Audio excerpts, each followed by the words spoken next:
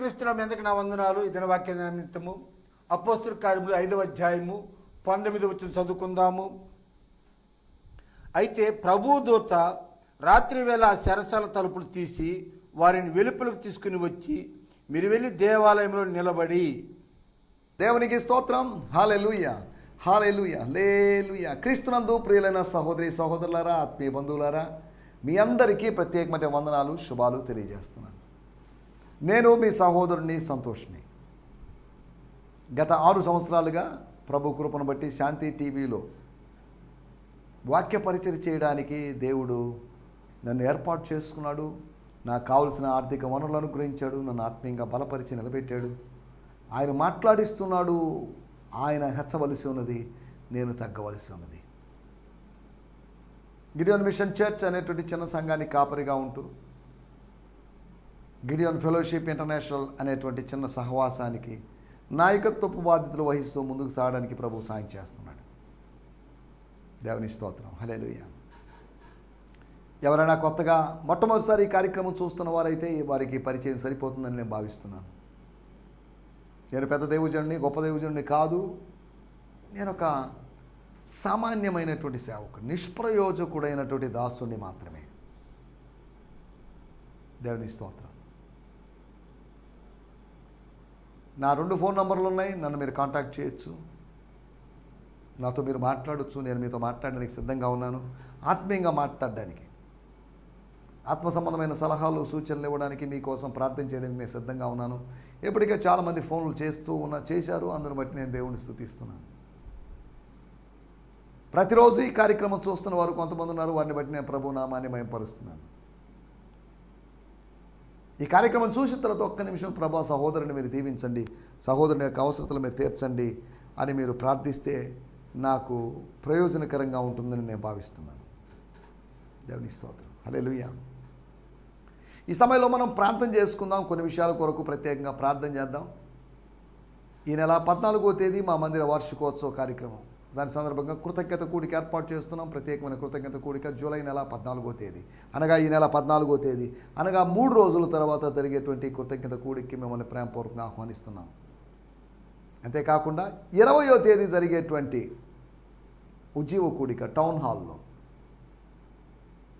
అనగా VRC ground పక్కన ఉండే టౌన్ హాల్లో, డౌనీ హాల్ కాదు, టౌన్ హాల్లో జరిగేటువంటి ఉజ్జీవ కూడికి మిమ్మల్ని ప్రేమపూర్వకంగా ఆహ్వానిస్తున్నాము. ఉజ్జీవ కూడికలో వెంకటాచలంలో ఉంటూ పరిచయం చేస్తున్న దేవుజనులు పాస్టర్ సివి రవికుమార్ గారు మరియు నేను వాక్య పరిచయం చేయబోతున్నాం. కాబట్టి ఈ 2 కూడికలు, వీటన్నింటిని మనం జ్ఞాపకం చేసుకుని ప్రార్థన చేసుకుందాం. ఇది ఓపెన్ ఇన్విటేషన్, అందరికీ ఆహ్వానం. కుల మత జాతి భేద వ్యత్యాసాలు ఏం లేవు, వర్ణ వర్గ వ్యత్యాసాలు ఏం లేవు, అందరూ రావచ్చు. కాబట్టి ఆ మీటింగ్ ద్వారా మీరు ఆత్మీయంగా దీవించబడబోతున్నారని విశ్వసిస్తూ నేను ప్రభు నామాన్ని స్తుతిస్తున్నాను. హల్లెలూయా, స్తోత్రం. ఇప్పటి వరకు సుమారు 9 ఉజ్జీవ కూడికలు ఏర్పాటు చేశాం. కొంతమంది పాల్గొన్నారు. అందుని బట్టి నేను ప్రభు నామాన్ని మహిమపరుస్తున్నాను. దేవుని స్తోత్రం. ఈ సమయంలో రండి, మనం దేవుని మాటలు విందాం. దానికి ముందు చిన్న ప్రార్థన చేసుకుందాం. పరిశుద్ధమైన మా దేవా, మీకు వందనం చేస్తున్నాం. ఈ సమయంలో మా దేవా, మా రాజా, మీ సన్నిధానానికి వస్తున్నాం. మీ పాద పద్మముల మీద పడి కొంతమంది రోగుల కోసం మేము ప్రార్థన చేస్తున్నాం. సర్జరీ జరిగి హాస్పిటల్లో ఉంటున్నటువంటి మీ దాసురాలు పాస్టర్ రెవరెండ్ టి. పాల్ గారి సతీమణి గారు, ఆంటీ గారిని మీ చేతిలో సమర్పిస్తున్నాం. వారిని మీరు జ్ఞాపకం చేసుకోండి. వారి అవసరతలు మీరు తీర్చండి. వారికి ఇచ్చిన నెమ్మది కొరకే మీకు వందనం చేయిస్తున్నాం.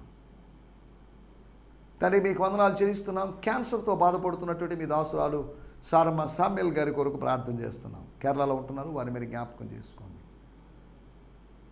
అంతేకాకుండా నాయన, మీ దాసురాలు షీనా రాజు గారు కేరళ, వారు కూడా బీపీ డౌన్ అయ్యి, షుగర్ డౌన్ అయ్యి ఇలా బాధపడుతున్నారు. వారిని మీరు దర్శించండి, స్వస్థపరచమని అడుగుకుంటున్నాను. అనారోగ్యంతో రోగశయ మీద గత 40 రోజుల పైగా ఉంటున్నటువంటి మా తల్లి గారైనటువంటి కేవీ మరియమ్మ గారి కొరకు ప్రార్థన చేస్తున్నాం. తండ్రి, మీ దాసురాల్ని మీరు దర్శించండి. నొప్పులు మీరు తొలగించండి. తాను లేచి చక్కగా నడవగలుగుటకు సహాయం చేయమని అనుకుంటున్నాను. వార్ధక్య బలహీనతలతోనూ ఇంకా వేరు వేరు సమస్యలతోనూ బాధపడుతున్న వారందరినీ మీ సంధానాన్ని తెస్తున్నాం. తండ్రి, మీకు వందనాలు చెల్లిస్తున్నాం. ఈ సమయంలో 14వ తేదీ జరిగేటువంటి కృతజ్ఞత కూడికలో ఈ మాటలు వింటున్న వారిలో కొందరు పాల్గొనగలుగుతూ సాయం చేయమని అడుగుతున్నాం. స్తోత్రం, స్తోత్రం ప్రభు. అలాగే ఈ నెల 20వ తేదీ జరిగేటువంటి ఉజ్జీవ కూడిక రివైవల్ మీటింగ్ టౌన్ హాల్లో జరగబోతున్నటువంటి రివైవల్ మీటింగ్లో మీ సాన్నిధ్యం ఉంచండి. మీ దాసులు పాస్టర్ సివి రవికుమార్ గారిని నన్ను మీరు జ్ఞాపకం చేసుకొని సిలువ చాటున మరుగు చేసి వాడుకొని మీ నామ మహిమార్థమై వాడుకొని మీ ప్రజలకు ఆత్మీయ క్షేమాభివృద్ధిని ఉజ్జీవాన్ని కలుగు చేయమని అనుకుంటున్నాను. నన్ను కూడా మీ చేతిలో సమర్పిస్తున్నాను. గత దినాల్లో యూరిక్ యాసిడ్ ప్రాబ్లం వల్ల 2 కాళ్ళలో ఆ జాయింట్స్ దగ్గర, యాంకిల్స్ దగ్గర స్వెల్లింగ్, ఇన్ఫ్లమేషన్ వచ్చినప్పటికీ మీరు దర్శించారు. అందును బట్టి మిమ్మల్ని స్తుతిస్తున్నాను. స్వస్థపరచు యెహోవావు నువ్వు ఇతరులే కాదు, నన్ను కూడా స్వస్థపరచు. నువ్వు అందరినీ స్వస్థపరిచే దేవుడు, నువ్వు అందరికీ ఉపకారివైన దేవుడివి. స్తోత్రం. నీ రెక్కల ద్వారా మాకు ఆరోగ్యమును కలుగు చేసే దేవుడివి. అందును బట్టి మీకు వందనం చేస్తూ, స్వస్థపరిచే యెహోవా మీకు వందనాలు చేస్తూ, ముందున వాక్య పరిచయం మీరు మాకు ఆశీర్వాదకరంగా మార్చమని అడుగుకుంటూ యేసుక్రీస్తు నామములోనే ప్రార్థించగలుగుతున్నాం పరమ తండ్రి. ఆమేన్, ఆమేన్, ఆమేన్. దేవునికి స్తోత్రం. మీ అందరికీ ప్రత్యేకమైన వందనాలండి. మరొక పర్యాయం ఈ సమయంలో మనం నిన్న కొన్ని విషయాలు ఆలోచించాం. వాటి గురించి కొన్ని నిమిషాలు మీకు జ్ఞాపకం చేస్తాను. చాపబడిన దేవహస్తం. దేవహస్తం చాపబడింది. దేవహస్తము చాపబడింది అనేది ఎవరికి తెలుసు? ఎలా గుర్తించారు? ఊహేనాది? దేవుని హస్తం చాపబడ్డం అంటే ఏంటి? హస్తం, చెయ్యి అంటే దాని అర్థం పని, అంటే acts of God, the deeds of God. చేతులు మనం చేసే పనులకు గుర్తుంది, కాళ్ళు మన నడకకు గుర్తుంది, మన ముఖము మన సాక్ష్యానికి గుర్తు. ఇలా కొన్ని గుర్తులు ఉన్నాయి. చేతులైనా వాడు పాడు చేసుకున్నాడు అంటే 2 చేతులతో తీసుకుని ఎక్కడో పడేసుకున్నాడని కాదు దాని అర్థం. స్తోత్రం. మనం ఆలోచిస్తున్న మాట ఏంటంటే, దేవుని హస్తం, దేవుడు ఆత్మస్వరూపానికి హస్తం లేదు అనగా ఆయన జోక్యం, ఆయన ప్రమేయము రెడీగా ఉంది, సిద్ధంగా ఉంది అని అర్థం చేసుకోండి. దాని సాక్షిగా జరిగిన 4 విషయాలు. ప్రజల విశ్వాసం, ప్రజల్లో పుట్టిన విశ్వాసం, ప్రజల్లో పెరుగుతున్న విశ్వాసం వ్యక్తమైంది. రోమాపత్రిక 1వ అధ్యాయంలో రాయబడింది, మీ విశ్వాసము సర్వలోకములో ప్రచురము చేయుచుండా బడుటను బట్టి. మీ విశ్వాసాన్ని గురించి మాట్లాడుకుంటున్నారండి. రోమా నగరం అంతా మాట్లాడుకుంటున్నారు. రోమా సామ్రాజ్యము ఉన్న ప్రదేశం అంతా మీ విశ్వాసాన్ని గురించి మాట్లాడుకుంటున్నారు. రోమాలో ఉండి అన్యులుగా మారిన వాళ్ళ విశ్వాసం గురించి అయినా, లేదంటే యూదులుగా ఉండి మారిన వారి విశ్వాసం గురించి అయినా, స్తోత్రం, ప్రజలు మాట్లాడుకుంటున్నారు. వాళ్ళ విశ్వాసం గొప్పదండి, ఆమె విశ్వాసం గొప్పది, అతని విశ్వాసం గొప్పది, వారి విశ్వాసం గొప్పది అని మాట్లాడుకోవడం ఆరంభిస్తున్నారు. యేసుక్రీస్తునందలి వారికి ఉన్నటువంటి విశ్వాసం సువార్త ద్వారా వచ్చింది. సువార్త ద్వారా, వినడం ద్వారా వచ్చిన విశ్వాసం వారిని రక్షించింది, అనగా వాళ్ళకి నీతినిచ్చింది. దేవుని స్తోత్రం, హల్లెలూయా. చాపబడిన దేవహస్తాన్ని గురించి మనం ఆలోచిస్తున్నాం. చాపబడుతుంది, పిలుస్తున్నాడు ఆయన. He's calling. దగ్గర తీసుకోవడానికి, కౌగిలించుకోవడానికి ఆయన మనల్ని పిలుస్తున్నాడు. కన్నీరంతా తుడుస్తాడు, కౌగిటిలో హత్తుకుంటాడు, మన సంతాపాలన్నీ తీరుస్తాడు, శిఖరం పైకి ఎక్కిస్తాడు. ఆయన ఏదైనా చేయగలడు. ఒక తల్లిలాగా, తండ్రిలాగా, ఒక తండ్రి కన్నా తల్లి కన్నా అధికంగా ఆయన కార్యాలు చేసే దేవుడు. స్తోత్రం, హల్లెలూయా. ప్రజల యొక్క విశ్వాసం వెల్లడైంది. విశ్వాసం కనబడింది. ప్రజల విశ్వాసం. పక్షవాయువు కలిగిన వ్యక్తిని తీసుకుని వచ్చిన 4 స్నేహితుల యొక్క విశ్వాసం వెల్లడైనట్లుగా, స్తోత్రం, మన విశ్వాసం ఎక్స్ప్రెస్ కావాలి. నాకేదో విశ్వాసం ఉంది, నేను పెద్ద విశ్వాస వీరుణ్ణని చెప్పుకోవడం కాదు దాని అర్థం. వెల్లడవుతుంది, క్రియల ద్వారా విశ్వాసము వెల్లడవుతుంది. స్తోత్రం. రెండోది, రోగులకు శరీర స్వస్థత మాత్రమే కాదు, ఆత్మ స్వస్థత దొరికింది. అలాగని అందరికీ దొరికిందని నేను అనడం లేదు. తన దగ్గరికి వచ్చినట్టు పక్షవాయువు కలిగిన రోగి యొక్క ప్రాధాన్యత, ఆయనకి ఫస్ట్ ప్రియారిటీ ఏంటి అంటే ఇన్నర్ హీలింగ్. స్తోత్రం. హల్లెలూయా. మనం ఇన్నర్ హీలింగ్కి, ఆత్మ స్వస్థతకి, సోల్ హీలింగ్కి, అదే స్పిరిట్ హీలింగ్కి మనం ప్రాధాన్యత ఇవ్వాలి. కానీ ఈ రోజులో తలకాయ నొప్పి తగ్గింది, కాళ్ళు నొప్పులు తగ్గాయి, కీళ్ళ నొప్పులు తగ్గాయి అనే సాక్ష్యాలే చెప్తున్నారు. ఈ రోజులో చాలామంది అక్కడిక్కడ చెప్తున్నారు, వెళ్తే మాకు ఎంటుకలు ఊడిపోతున్నాయండి ప్రార్థన చేయండి అని. చూసారా? ఊడిపోతే పోనివ్వండి, నష్టం ఏమిటి? సౌందర్యములైనా మన అవయములకు మరింత ఎక్కువైన సౌందర్యములు అక్కర్లేదు. రోజుకో 50 ఎంటుకల వరకు ఊడుతుంటాయి, అది సహజమే. ఊడుతుంటాయి, వస్తుంటాయి, ఊడుతుంటాయి, వస్తుంటాయి. శరీరమును గురించి శ్రద్ధ తీసుకుంటున్నామే, సౌందర్యాన్ని గురించి శ్రద్ధ తీసుకుంటున్నామే. బాహ్య సౌందర్యాన్ని గురించి శ్రద్ధ తీసుకుంటున్న వాళ్ళు ఆత్మీయ సౌందర్యాన్ని గురించి ఎందుకు శ్రద్ధ తీసుకోవడం లేదు? ఆత్మశుభ్రంగా ఉండాల్సిన అవసరం లేదా? శరీరము కాదు దేవుని సన్నిధిలో నిలబడేది, ఆత్మ దేవుని సన్నిధిలో నిలబడుతుంది. దేవుని సన్నిధిలో నిలబడినప్పుడు ఈ ఆత్మ అందంగా కనిపించాలి. పాపముతో ఉంటే అది అందంగా కనిపించదు. పరిశుద్ధతలో ఉన్నప్పుడు మాత్రమే, యేసు రక్తము ద్వారా కడగబడితే తప్ప అది అందంగా కనిపించే అవకాశం లేదు. హల్లెలూయా. మనం ఆలోచిస్తున్న విషయాలు ఏంటంటే, పాపక్షమాపణ దొరికింది, పాపములు పరిహరించబడ్డాయి, పాపములకు ప్రాయశ్చిత్తం జరిగింది. యేసుప్రభు శిలువలో చనిపోయాడు, వాళ్ళు పాపాలు ఒప్పుకున్నారు. పలాని కిడ్నీ స్పెషలిస్ట్ దగ్గరికి వెళ్తే నా హార్ట్ ప్రాబ్లం కూడా తీసేసాడని ఎవరు సాక్ష్యం చెప్పలేరు. పలాని కిడ్నీ డాక్టర్ దగ్గరికి వెళ్తే నా థైరాయిడ్ ప్రాబ్లమో లేదా నా హార్ట్ ప్రాబ్లం తీసేది చెప్పలేదు. అంటే అతనికి సంబంధించింది. పలాని ఐ స్పెషలిస్ట్ దగ్గరికి వెళ్తే ఆయన నా కంటికి ఆపరేషన్ చేశాడు, నా పుచ్చిపోయిన పన్ను కూడా బీకేశాడని నేను ఎవరు సాక్ష్యం చెప్పరు, ఎవరు చెప్పరు. కంటికో డాక్టరు, పంటికో డాక్టర్ ఉన్నాడు, ఎవరి డ్యూటీ వాళ్ళు చేస్తున్నారు అంతవరకే. కానీ యేసు దగ్గరికి వచ్చినప్పుడు ఆత్మ సంబంధమైన స్వస్థత మరియు బాహ్య స్వస్థత, పక్షవాతము నుంచి విడుదల, పాప పక్షవాతము నుంచి కూడా విడుదల దొరికింది, పాప కుష్ఠరోగం నుంచి కూడా విడుదల దొరుకుతుంది అనే సంగతిని మీకు గుర్తు చేస్తున్నాను. మూడోది, పట్టణంలో సంతోషం కలిగింది. ఎరుషలేములో సంతోషం లేదని కాదు, ఎంజాయ్మెంట్ కోసం రకరకాల వ్యాపారాలు లేకపోతే మ్యూజిక్స్, డ్యాన్స్ ఉంటే ఉండొచ్చు. కానీ యేసు రాకడ వలన, అపోస్తులు సువార్త ప్రకటించడం వలన, సూచక్రియలు జరగడం వలన, అపోస్తులు ప్రకటించడం మాత్రాన సంతోషం రాలేదండి. పిలుపు సువార్త ప్రకటించడం మాత్రాన సంతోషం రాలేదు. కానీ సువార్త ప్రకటించిన తర్వాత, సూచక్రియలు జరిగిన తర్వాతే సంతోషం కలిగింది. స్తోత్రం.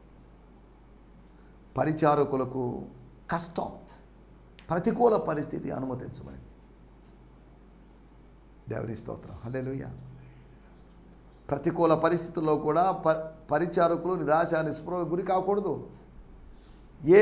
ఏమైతే కానివ్వండి, నో ప్రాబ్లం, దేవుడు నాకు తోడుగా ఉన్నాడు, నేను ఎదురు తిరుగుతాను, ఎదురీత చేస్తాను, నేను ఆగేది లేదు, సాగిపోతూనే ఉంటాను అన్నట్టుగా దేవుని బిడ్డలు ప్రవర్తించాల్సిన అవసరం ఉంది. స్తోత్రం. హల్లెలూయా.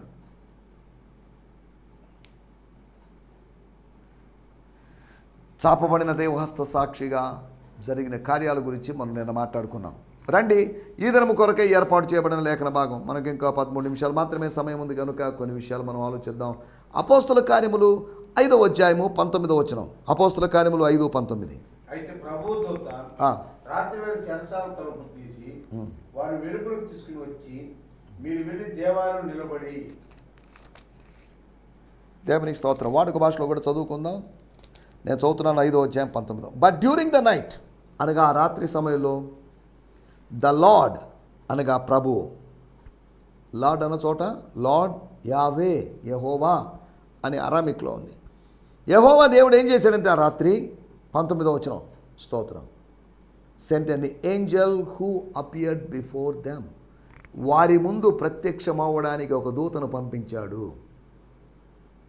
He supernaturally open their prison doors and brought the apostles outside. అతీంద్రియంగా, మానవాతీతంగా అతను చెరసాల తలుపులు తెరిచాడు. స్వర్గము తాళపు చెవినిచ్చి పంపించింది. ఆ తాళపు చెవి అన్ని తాళాలకు పనికి వస్తుంది. ఇంటి తాళాలకైనా, చెరసాల తాళాలకైనా, దేనికైనా పనికి వస్తుంది. ఆ తలుపులు తీర్చేశాడు. ఈ super naturally open the doors of the prison and ఏం జరిగింది? ఇక బ్రాట్ ద అపోజల్స్, ఈ అపోస్తులను బయటికి తీసుకుని వచ్చాడు. వాడుక భాషలో ఏముందో చదువుకుందాం. కానీ రాత్రి వేళ దేవదూత కారాగారపు తలుపులు తీసి వారిని బయటికి తీసుకువచ్చాడు. ఎస్, స్తోత్రం. నేను చదువుతున్నాను ఫెరార్ ఫెంటన్ తర్జుమాల నుంచి కూడా నేను చదువుతున్నాను. 5వ అధ్యాయము 19వ వచనం. But a messenger of the Lord, అంటే ప్రభు యొక్క సందేశకుడు. దూత అని కాదు, దూతే the messenger of the Lord, message ఇచ్చిన వ్యక్తి. The prisoner open the prison doors during the night and leading them out. వాళ్ళని బయటికి తీసుకొని వచ్చాను కాదు, వారిని వెలుపలికి నడిపించి గో, సరే మనం అక్కడి వరకే మనం చదువుకుంటున్నాం. వాళ్ళని వెలుపలికి తీసుకుని వచ్చి వాళ్ళని వెలుపలికి నడిపించి. ఈ మాట చదివినప్పుడు నాకు ఒక మాట గుర్తొస్తుంది. ఆదికాండంలో గుడారము లోపల ఉన్నటువంటి అబ్రహామును దేవుడు వెలుపలికి తీసుకొచ్చాడు. బయటికి రమ్మని చెప్పాడు. అబ్రహాం బయటికి రా. దేవుడున్నాడని లోపలికి వెళ్ళి దేవునితో సంభాషణ చేసే వ్యక్తి ఇప్పుడు దేవుడే బయటికి రమ్మంటున్నాడు. కమ్అవుట్. అప్పుడప్పుడు లోపలికి వెళ్ళాలి, అప్పుడప్పుడు బయటికి రావాలి. బయటికి రమ్మన్నాడు. బయటికి వచ్చిన వాడిని పైకి చూడమన్నాడు. లోపల ఉంటే పైకి చూసే అవకాశం లేదు. పైకి చూసినా పైన ఉన్న ఆకాశం కనిపించదు. పైకప్పు ఉంది కాబట్టి పైకప్పే కనిపిస్తుంది. ఆ గుడారం యొక్క తెర కనిపిస్తుంది, ఆ క్లాత్ కనిపిస్తుంది తప్ప ఆకాశమో నక్షత్రాలు కనిపించే అవకాశం లేదు. పైకి చూసి ఆకాశంలో నక్షత్రాలను చూడు, వాటిని లెక్కబెట్టు అన్నాడు. లెక్కబెట్టలేడని దేవునికి తెలుసు. అబ్రహామే కాదు, ఎవ్వరూ కూడా లెక్కబెట్టలేరు. ఎందుకంటే ఆ నక్షత్రాలు 12, 50, 70 కాదు, ఇన్యూమరబుల్, అసంఖ్యాకమైన నక్షత్రాలు ఉన్నాయి. దేవుని స్తోత్రం, హల్లెలూయా. ప్రభుదూత అని రాయబడింది. ఎవరు ఈ ప్రభుదూత? యెహోవా మలాక్. ఎవరు? పాత నిబంధనలో యెహోవా దూత అని యేసు ప్రభుని గురించి చెప్తున్నప్పుడు, ప్రభుదూత అంటున్నప్పుడు ఇక్కడ గబ్రియల్ గురించో, మికాయలు గురించో, రఫాయలు, రగుయలు గురించి చెప్పలేదు. స్తోత్రం. ప్రభుదూత రాత్రి వేళ, రాత్రంటే పగలంటే ఎరుగని ప్రభుదూత, రాత్రి పగలు లేని రాజ్యములో నుంచి వచ్చిన దేవుని దూత, సూర్యుడు చంద్రుడు లేనటువంటి ప్రపంచంలోంచి వచ్చినటువంటి ప్రభుదూత. స్తోత్రం. ఏం చేశాడు? చెరసాల తలుపులు తీసి వారిని వెలుపలికి రప్పించాడు. యెహోవా దూత అంటున్నప్పుడు ఇక్కడ యేసు ప్రభు అని నేను అనలేదు.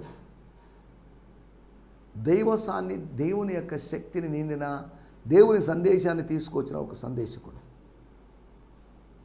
ఒకటి, అతడు 5 విషయాలు మీకు జ్ఞాపకం చేయబోతున్నాను. అతడు తలుపులు తీశాడు. He open the doors. మూయబడిన తలుపులను తెరవడం కోసం దేవుడు నీ కోసం దేవదూతలను పంపిస్తాడు. ఇక్కడి నుంచి దూకు, ఈ పర్వతం మీద నుంచి దూకు. నీ పాదములకు రాయి తగలకుండా, నీ తల పగిలిపోకుండా, నీవు గాయపడకుండా నిన్ను కాపాడడానికి దేవుడు తన రెక్కలతో కాపాడడానికి అనుమతిస్తాడు. దేవదూతలను అనుమతిస్తాడు. He allows angels to work on behalf of us. మనకు హెల్ప్ చేయడానికి. ఏంజలాలజీ గురించి నేను మాట్లాడడం లేదు, దేవదూతల శాస్త్రం గురించి నేను మాట్లాడడం లేదు. ప్రభుదూత అంటే ఒక దేవదూతను ఉద్దేశించి కాదు, someone who is having supernatural powers. మీరు వెళ్ళి దేవాలయం నిలబడండి అని దేవుని దూత వారితో చెప్పాడు. ఒకటి, వారి కోసం మూయబడిన తలుపులు తీశాడు.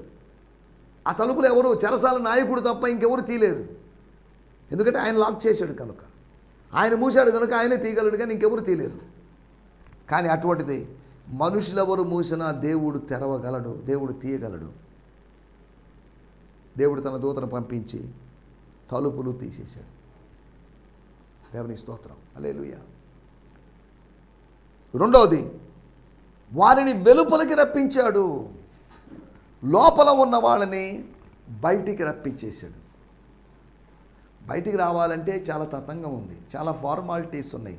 బెయిల్ రావాలి, జైల్లోంచి బయటికి రావాలంటే బెయిల్ రావాలి. పరలోకము బెయిల్ తీసుకొచ్చింది. దేవుని స్తోత్రం, హల్లెలూయా. సూపర్ న్యాచురల్గా, న్యాచురల్ థింగ్స్ కాదు నీ జీవితంలో జరగాల్సింది, super natural, spiritually natural things, beyond natural things జరగాలి. దేవుని స్తోత్రం, హల్లెలూయా. మూడవది, వాళ్ళ కొరకు తలుపులు తీశాడు. రెండోది, వాళ్ళ వెలుపలికి తీసుకువచ్చాడు. మూడోది ఏం చేశాడు? 5వ అధ్యాయం 20వ వచనం. ఈ దేవుని గురించిన మాటలన్నీ ప్రజలతో చెప్పండి, వారితో నేను, ప్రజలతో, జనులతో, దేవాలయంలోని ప్రజలతో, మీ తోటి వారితో, మీ తోటి యూదులతో చెప్పండి. జీవాన్ని అనుభవిస్తున్న వాళ్ళతోనూ, జీవాన్ని అనుభవించని వాళ్ళతోనూ, జీవాన్ని అనుభవిస్తున్న వారితోనూ, మరణాన్ని అనుభవిస్తున్న వారితోనూ చెప్పండి. దేవుని స్తోత్రం, హల్లెలూయా. చెప్పండి, ఈ మాటలు చెప్పండి, ఈ సువార్త చెప్పండి. మీరు దేవుని జీవమైన క్రీస్తుని గురించిన సువార్త, క్రీస్తుని గురించి మాటలు చెప్పండి. స్తోత్రం, హల్లెలూయా. దేవదూత ఏం చెప్పాడు తెలుసా? లేకపోతే ప్రభు దూత ఏమన్నాడో తెలుసా? మీరు జీవాన్ని గురించి మాటలు చెప్పండి. మరణపు మాటలొద్దు, అనవసరమైన మాటలొద్దు, బూతులొద్దు, సనసోక్తులొద్దు, పోకిన మాటలొద్దు, అవన్నీ వద్దు. ఈ జీవాన్ని గురించిన మాటలు పలకండి. మీరు పొందిన, మీరు అనుభవించిన జీవాన్ని గురించిన మాటలు చెప్పండి. మూడవది, జీవాన్ని గురించి చెప్పమన్నాడు. స్తోత్రం. మూడవది. నాలుగవది, 5వ అధ్యాయం 23వ వచనం. చెరసాల బహుభద్రముగా మూసియుటయు కావలి వారు తలుపుల ముందర నిలిచినట్టు చూస్తుంది, కానీ తలుపులు తీసినప్పుడు లోపల మాకొక్కడైనా కనబడలేదని తెలిసింది. చెరసాల బహుభద్రముగా మూసి ఉండుట. చెరసాల ఎలా ఉంది? మొదట ఎలా ఉందో ఇప్పుడు కూడా అలాగే ఉంది. నిన్న రాత్రి ఎలా ఉందో ఇప్పుడు అలాగే ఉంది. పేతురు యోహానులు వేసినప్పుడు ఎలాగుందో ఇప్పుడు అలాగే ఉంది. వాళ్ళను బయటికి వచ్చినప్పుడు కూడా అలాగే ఉంది. ఇది విచిత్రంగా ఉంది. తలుపులు వాటంతటవే తెరుచుకున్నాయని అపోస్తుల కార్యములు 12వ అధ్యాయంలో చూస్తున్నాం. ఇక్కడ తలుపులు వాటంతటవి తెరుచుకోలేదు, దేవదూత వచ్చి తెరిచాడు. అవును, నువ్వు తెరవాల్సిన అవసరం లేదు. నువ్వు తెరవాలని ప్రయత్నం చేసి విఫలం కావచ్చేమో, నీ కోసం దేవుడు తెరుస్తాడు. నీ కోసం దేవుడు ద్వారాలు తెరుస్తాడు. He will open doors for you. స్తోత్రం, హల్లెలూయా. తలుపులు తీసిన వాడు ఉదయం లేచి వచ్చేసరికి తలుపులు తీసి వెలుపలికి రప్పించి జీవపు మాటలు చెప్పండి అన్నవాడు మళ్ళీ ఏం చేశాడు? తలుపులను యథావిధిగా మూసేశాడు. తలుపులు తీసినప్పుడు శబ్దం వస్తుంది, తలుపులు మూసినప్పుడు శబ్దం వస్తుంది. కానీ పురాతనమైన తలుపులు అనుకోండి, లేకపోతే చెరసాల తలుపులే అనుకోండి, అవి స్ట్రాంగ్గా ఉంటాయి. కారణం ఏంటంటే ఖైదీలు వాటిని బద్దలు చేసుకుని బయటికి వెళ్ళిపోయే అవకాశం ఉండకూడదు, స్ట్రాంగ్గా తయారు చేశారు. కానీ దేవుడు వాటిని తన దూతను పంపించి తెరిపించి వాళ్ళని బయటికి రప్పించి వాళ్ళకి జీవాన్ని గురించిన మాటలు చెప్పమని చెప్పి, తర్వాత చెరసాల బహుభద్రముగా మూసి ఉండడం మాత్రమే కాదు, కావలి వారు తలుపుల ముంద నిలబడి ఉండటం చూచాము. లోపల ఉన్న వాళ్ళు ఉన్నారా చూడండి? లేరే. ఎలా పోయారు? అయ్యో మేము అసలు నిద్రపోలేదండి, మేము మెలకుగా ఉన్నామండి, వాళ్ళు ఎటుపోయారో మాకు అర్థం కాదు. ఇదేంటండి విచిత్రం. స్తోత్రం.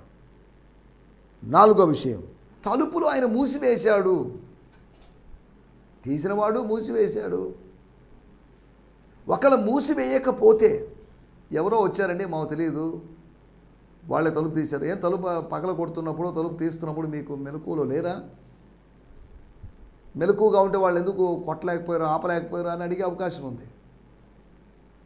కానీ వచ్చిన వాడు ఒక మనిషి కాదు. అలనాడు అగ్నిగుండంలోకి దిగి వచ్చినవాడు మనిషి కాదు. అలనాడు సింహపు గుహలోకి దిగి వచ్చినవాడు మనిషి కాదు. ఇప్పుడు ఈ చెరసాల్లోకి వచ్చినవాడు పరలోకం నుంచి వచ్చినవాడు, ప్రభు పంపితే వచ్చినవాడు. నిశ్శబ్దంగా చెరసాల తలుపులు తెరిచి, నిశ్శబ్దంగా తలుపులు మూసి, వాళ్ళని నిశ్శబ్దంగా బయటికి తీసుకొచ్చి, చూసారా ఎన్ని గొప్ప కార్యాలు జరిగాయి. దేవుని దూత రావడం ద్వారా గొప్ప కార్యాలు జరిగాయి. ప్రభు తన దూతను పంపించి సింహము నోటి నుంచి నన్ను రక్షించాడు ఓ రాజా అని ఉదయకాలాన దానియేలు సాక్ష్యం ఇచ్చాడు. అవును, మనకు సాక్ష్యాలు ఉన్నాయి. దేవుడు సహాయం చేస్తాడు. దేవదూతల గురించి రాయబడిన మాట హెబ్రీ పత్రిక 1:14 రాయబడింది. రక్షణ అను స్వాస్థ్యము పొందువారికి పరిచారము చేయడానికి వాళ్ళు సేవకులైన ఆత్మలు కాదా అనే ప్రశ్న కనిపిస్తుంది. దేవదూతలకు మనం సేవ చేయడం కాదు, దేవదూతలు మనకు సేవ చేస్తారు. సేవ చేయడానికి దేవుడు వారిని నియమించాడని వాక్యం చెప్తుంది. దేవుని స్తోత్రం, హల్లెలూయా. ప్రభుదూత ఏం చేశాడు? తలుపులు తీశాడు, వాళ్ళని వెలుపలికి రప్పించాడు, వాళ్ళకి జీవాన్ని గురించి మాటలు ప్రసంగించమన్నాడు, జీవాన్ని గురించి మెసేజ్ ఇవ్వమని చెప్పాడు, లైఫ్ మెసేజ్ ఇవ్వమని చెప్పాడు. తర్వాత తలుపులు మూశాడు. 5వదిగా ఇంత జరుగుతున్నా కానీ వాళ్ళకి ఏం అందుకు అర్థం కాలేదు. చూసారా ఏంటిదంతా అని రావడం ఏంటి, తలుపులు తీయడం ఏంటి, వాళ్ళని బయటికి తీసుకొని రావడం ఏంటి? సరే, దేవదూత శరీర సంబంధి కాదు, ఆత్మ సంబంధి కనుక కనబడలేదు. కనీసం పేతురు యోహాన్లన్న బయటికి రావడం కనిపించాలి కదా. వాళ్ళు ఏదో మత్తులో ఉన్నారు. ఆదికాండం 19వ అధ్యాయంలో 2 మనుషులు దేవదూతలు సొదమకు వచ్చినప్పుడు ఆ సొదమ ఊరోళ్ళందరూ వచ్చేసారు. మాకు ఆ మనుషులు కావాలి, వాళ్ళతో మేము కూడాలి, శరీర సంబంధమైన పాపం చేయాలి అని. అయ్యా అది తప్పయ్యా, చాలా తప్పయ్యా, వాళ్ళు నా గెస్టులు కదా అని అన్నా కానీ వినలేదు సొదమ వాళ్ళు. వారు వీళ్ళకి, ఆ ఊరి వాళ్ళందరికీ, దొమ్మిగా వచ్చిన వాళ్ళందరికీ కనుమొబ్బు కలుగు చేశారట. మత్తు కలుగు చేశారు, కనుమొబ్బు కలుగు చేశారు, అయోమయంలోకి వెళ్ళిపోయారు. దేవుని దూత వచ్చినప్పుడు ఏదైనా కార్యం జరుగుతుంది, దేవుడు వచ్చినప్పుడు కూడా కార్యం జరుగుతుంది. తన భక్తుల కోసం తన దూతను పంపించి కార్యాలు చేసే దేవుడు మన జీవితాల్లో కూడా అట్టి కార్యాలు చేసి మనందరినీ నడిపించి బలపరచునుగాక. ఆమేన్, హల్లెలూయా, హల్లెలూయా. మీ అందరికీ వందనాలండి. ఈ సందేశము మీకు ఆశీర్వాదకరంగా ఉందని నమ్ముచున్నాము. ప్రార్థన అవసరతల కొరకు మమ్మల్ని సంప్రదించవలసిన మా చిరునామా గిద్యోన్ మిషన్ చర్చ్, 6వ వీధి, శాంతినగర్, నెల్లూరు 4, ఆంధ్రప్రదేశ్. పిన్ 524004.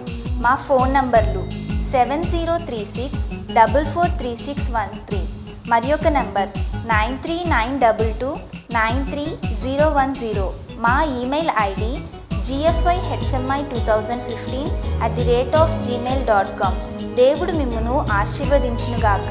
ఆమేన్.